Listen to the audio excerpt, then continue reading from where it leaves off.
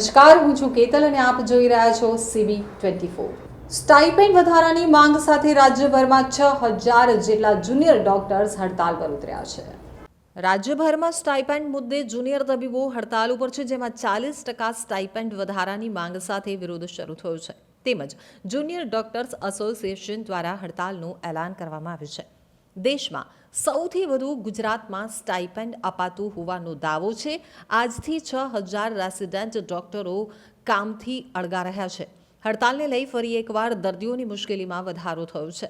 દિવસ અગાઉ સરકારે 20% સ્ટાઇપેન્ડ વધારો કર્યો છે, જેમાં ગુજરાતમાં 1 લાખથી વધુ સ્ટાઇપેન્ડ મળવા છતાં વિરોધ શરૂ થયો છે।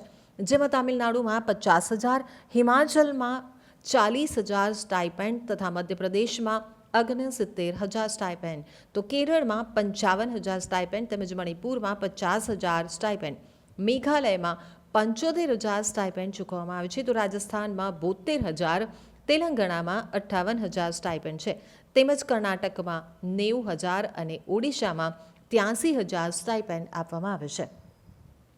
સ્ટાઇપેન્ડ મુદ્દે આજથી તબીબો હડતાલ ઉપર છે, જેમાં JDA દ્વારા હડતાલનું એલાન કરવામાં આવ્યું છે। 40% સ્ટાઇપેન્ડ વધારાની માંગ સાથે આજથી 6000 જેટલા રેસિડેન્ટ ડોક્ટરો કામથી દૂર રહ્યા છે।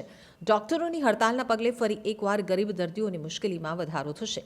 તેમાં સ્ટાઇપેન્ડ મામલે આજે ડોક્ટરો હડતાલ પર છે, તો દેશમાં સૌથી વધુ સ્ટાઇપેન્ડ ગુજરાતમાં આપવામાં આવે છે, જેમાં ગુજરાતમાં 1 લાખથી વધુ સ્ટાઇપેન્ડ મળવા છતાં દર્દીઓને રઝળતા મૂકી અને ડોક્ટરો હડતાલ કરી રહ્યા છે। ડોક્ટર માટે આ છેલ્લું શસ્ત્ર હોય છે। જ્યારે હડતાલની વાત હું તમને કહું, આ માટે અમે 25 વાર મળી ચૂક્યા છે। ગાંધીનગર જઈ અમારી જોડે લેટર પણ છે, અમારા જોડે અમે હેલ્થ મિનિસ્ટર જોડે વાત પણ કરેલી છે, અને આ રીતના અમારી વાતચીત થયા બાદ બી સરકાર આ રીતના આપણને પાછી પાની કરી હોય, સરકારે પોતાના શબ્દો પરથી મુકરી ગઈ હોય, છેલ્લે અમારે આ શસ્ત્ર ઉપર બીજા બધા હોસ્પિટલમાં અત્યારે ડોક્ટરો હડતાલ પાછી ખેંચી લીધી છે અને ખાલી અહીંયા અમદાવાદમાં જ ચાલે છે। બીજા બધા રેસિડેન્ટ ડોક્ટરો અમદાવાદમાં બીજી મેડિકલ કોલેજો આવી છે, અમદાવાદમાં જે સેલ્ફ ફાઇનાન્સ મેડિકલ કોલેજો છે, બધા રેસિડેન્ટ ડોક્ટરો લડવા માટે તૈયાર છે। પોતાની ફી ભરવા માટે રેસિડેન્ટ ડોક્ટરો સાથે જોડે પૈસા નથી હોતા। જ્યારે એમને સ્ટાઇપન્ડની વાત આવે છે, બધા રેસિડેન્ટ ડોક્ટરો આના સમર્થનમાં છે। પણ જ્યારે રેસિડેન્ટ ડોક્ટર હડતાલ પર ઉતરશે તો સિનિયર ફેકલ્ટી મેમ્બરે કામ કરવું પડશે। એના દ્વારા જે રેસિડેન્ટ ડોક્ટરો છે તેમને દબાવવામાં આવી રહ્યા છે, તેમના જોડે કામ કરાવવામાં આવ્યું છે। રેસિડેન્ટ ડોક્ટર પોતાના હક માટે અવાજ નથી ઉઠાવવા દેવામાં આવી રહ્યા। એમના જે સમર્થનના લેટર છે એ અમારે જોડે આવી ગયા છે, અને અમદાવાદની બીજી મેડિકલ કોલેજો કાલેથી રેસિડેન્ટ ડોક્ટરો 24 કલાકનું અલ્ટિમેટમ આપી અને કાલેથી હડતાલમાં જોડાશે। કયા કારણોસર હડતાલ? અત્યારે હડતાલ છે ડૉક્ટરના સ્વાભિમાનની લડાઈ છે, ડૉક્ટરના હક માટેની લડાઈ છે।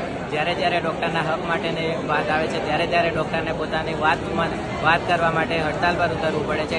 જે આ હડતાલનું કારણ બન્યું છે તે રેસિડેન્ટ ડૉક્ટરે 6 મહિનાથી ગાંધીનગર ખાતે આરોગ્ય વિભાગ સાથે વાતચીત કરવામાં આવી હતી। રેસિડેન્ટ ડૉક્ટરો 20 થી 25 મુલાકાત લીધી હતી તથા આરોગ્ય મંત્રી સાથે વાતચીત કરી, અને જ્યારે જે સ્ટાઇપન્ડ વધારવા અંગે વાતચીત કરી હતી તે વાતચીતના અંગે લાસ્ટ મિટિંગ જે ફાઇનલ થઈ હતી તેમાં 30% પર અને 1 વર્ષ પછી ફોર્મ્યુલા લગાવવામાં, જેમાં દિલ્હીમાં 1,20,000 સ્ટાઇપન્ડ છે, જે એમનો દર વર્ષે રિવાઇઝ થઈને ફોર્મ્યુલા અંગે પ્રમાણે રિવાઇઝ થઈને આવે છે। તો દર વખતે રેસિડેન્ટ ડૉક્ટરે માગણી કરવા ના જવું પડે, દર 3 વર્ષે રેસિડેન્ટ ડૉક્ટરોને હડતાલ ના કરવી પડે, એના માટેની વાત હતી। તો આ ઋષિકેશ સાહેબે કીધું હતું કે આ રીતના આપણે માગણી સ્વીકારી કરી અને 40%ની જગ્યાએ 30% પર આવીશું, પરંતુ જ્યારે GR બહાર કરવાની વાત આવે છે તો ત્યારે સરકારશ્રી તરફથી 50% ડિક્રીઝ કરવામાં આવે છે, અને 3 વર્ષની જગ્યાએ 5 વર્ષ વધારીને સરકારે રેસિડેન્ટ ડોક્ટરોને 5 વર્ષ સુધી બેસાડવાનો પ્રયત્ન કર્યો છે। આ તદ્દન ખોટો છે, અને જ્યાં સુધી આ જે GR આવે છે જે રિવાઇઝ નહીં થાય ત્યાં સુધી અમે રેસિડેન્ટ ડોક્ટરો પોતાના હક માટે લડીશું।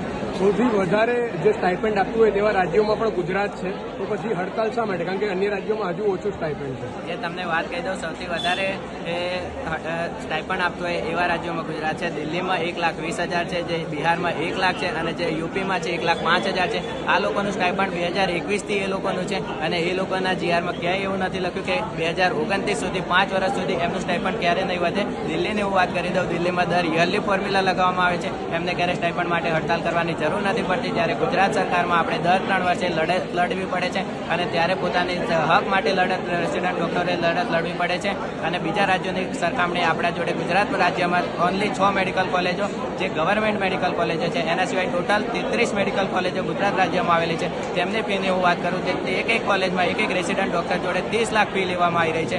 તો એ ક્યાં સુધી વ્યાજબી છે? જ્યારે બીજી રાજ્યમાં આપણે અન્ય રાજ્યમાં જોવા જઈએ તો એમાં 25 છે, રાજસ્થાનમાં 25 મેડિકલ કોલેજો છે, તમિલનાડુમાં 39 મેડિકલ કોલેજો છે, કર્ણાટકામાં 24 મેડિકલ કોલેજો છે, જ્યારે ગુજરાત રાજ્યમાં ઓનલી 6 મેડિકલ કોલેજો ગવર્મેન્ટ છે. જે લાસ્ટ ગવર્મેન્ટ મેડિકલ કોલેજ ખુલી હતી 1995માં ખુલી હતી. 29 વર્ષ બાદ બી એક પણ મેડિકલ કોલેજ ખુલી નથી. ત્યારે સરકારશ્રી તરફથી જ્યારે પ્રાઇવેટ મેડિકલ કોલેજોનો જ્યારે ફી વધારાની વાત આવે ત્યારે 40% થી 50% વધારવામાં આવે. જ્યારે રેસિડન્ટ ડોક્ટરને સ્ટાઇપન્ડ આપવાની વાત આવે એ બી રેસિડન્ટ ડોક્ટર દર 3 વર્ષે એકવાર માગણી કરે છે ત્યારે 50% ઘટાડો